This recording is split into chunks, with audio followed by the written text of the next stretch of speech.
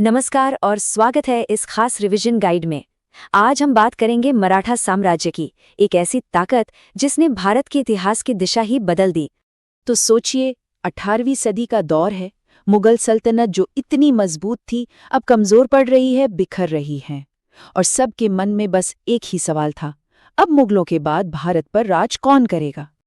और इसी सवाल के जवाब में दक्कन से एक नई शक्ति उभर कर सामने आई, एक ऐसी शक्ति जो मुगल सिंहासन के सबसे मजबूत दावेदार के तौर पर देखी जा रही थी, मराठा। ठीक है, तो आज के इस रिवीजन में हम क्या क्या देखने वाले हैं। सबसे पहले हम समझेंगे कि इस साम्राज्य के बीज कहाँ से आए, फिर बात करेंगे शिवाजी और उनके स्वराज की, उसके बाद आएगा पेशवाओं का दौर, और फिर वो मोड़ जिसने सब कुछ बदल दिया, पानीपत की लड़ाई, और आखिर में हम इसकी विरासत और पूरे सफर का विश्लेषण करेंगे। तो पहला सवाल यही उठता है कि आखिर मराठा ही क्यों, और ठीक उसी समय क्यों। चलिए सबसे पहले इन्हीं अनोखी वजहों को समझते हैं जिन्होंने मराठों को आगे बढ़ने का मौका दिया। अच्छा, तो यहाँ जो बात है ना वो बहुत दिलचस्प है। मतलब कई सारी चीजें एक साथ हो रही थीं।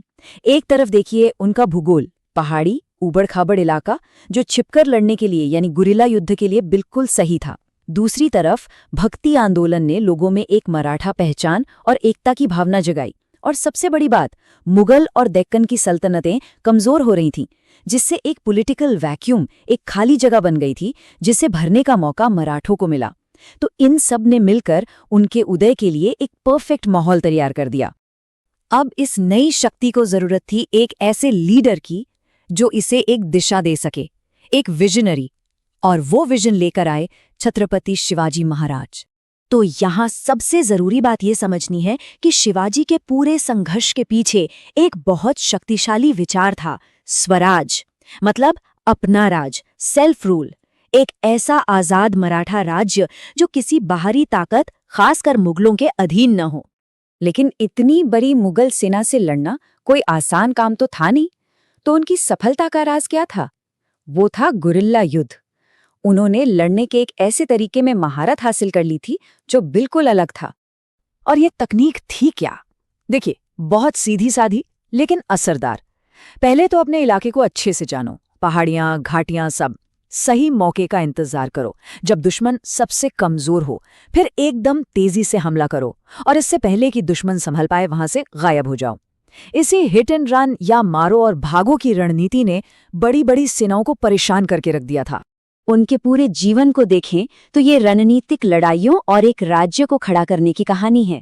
1659 में अफजल खान को हराना, 1665 में मुगलों के साथ पुरंदर की संधि, फिर 1666 में आगरा के जेल से वो मशहूर फरारी, और आखिरकार 1674 में उनका राज्याभिषेक हुआ, जब मराठा साम्राज्य की औपचारिक रूप से नींव रखी गई। शिवाजी के बाद कहानी एक नया मोड़ लेती है। चलिए अब अगले दौर में चलते हैं, पेशवाओं का युग।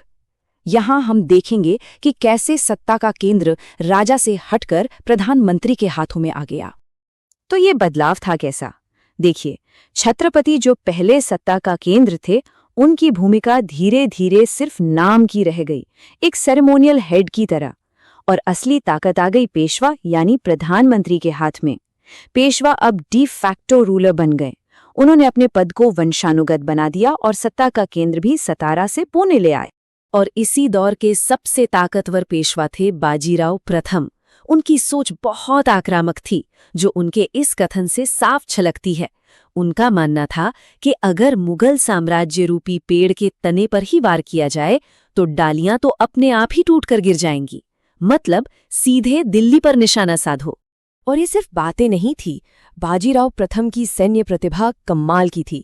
कहा जाता है कि उन्होंने अपने 20 साल के राज में एक भी लड़ाई नहीं हारी, एक भी नहीं। उन्हीं की वजह से मराठाओं का असर दक्कन से निकलकर उत्तर भारत तक फैल गया। लेकिन जब कोई ताकत इतनी तेजी से बढ़ती है तो टकराव भी बड़े होते हैं, और मराठाओं के इस विस्तार ने उन्हें एक ऐसे मोड़ पर लाकर खड़ा कर दिया जो भारत की किस्मत बदलने वाला था। ये था पानीपत का मैदान। तो इस बड़ी लड़ाई की जमीन कैसे तैयार हुई? देखिए, 1740-50 के दशक में मराठे पंजाब तक फैल गए, जहां उनका सामना अफगानों से हुआ।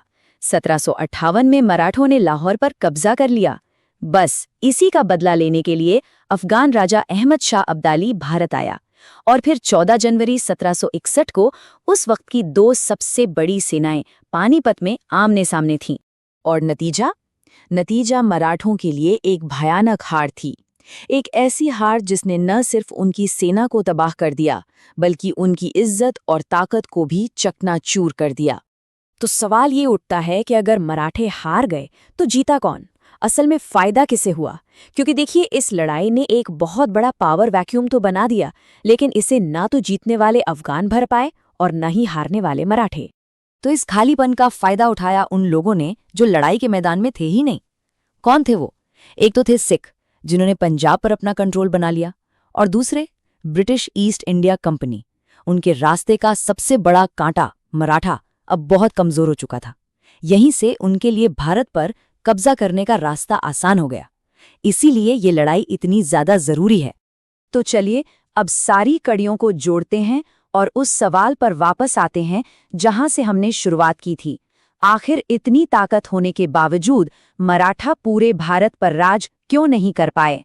इसकी एक बड़ी वजह उनके रेवेन्यू यानी कमाई के तरीके में छिपी थी। वो दो तरह के टैक्स वसूलते थे, चौथ और सरदेशमुखी। चौथ मतलब कमाई का 25% हिस्सा जो पड़ोसी राज्यों को देना पड़ता था ताकि मराठे उन पर हमला न करें, और सरदेशमुखी एक 10% का एक्स्ट्रा टैक्स था। अब जाहिर है इन तरीकों से उन्होंने पैसे तो कमाए, लेकिन कई दोस्त और सहयोगी खो दिए। तो कुल मिलाकर देखें तो कई कारण थे। एक तो उनकी आक्रामक नीतियों ने जाट और राजपूत जैसे दोस्तों को भी दुश्मन बना दिया।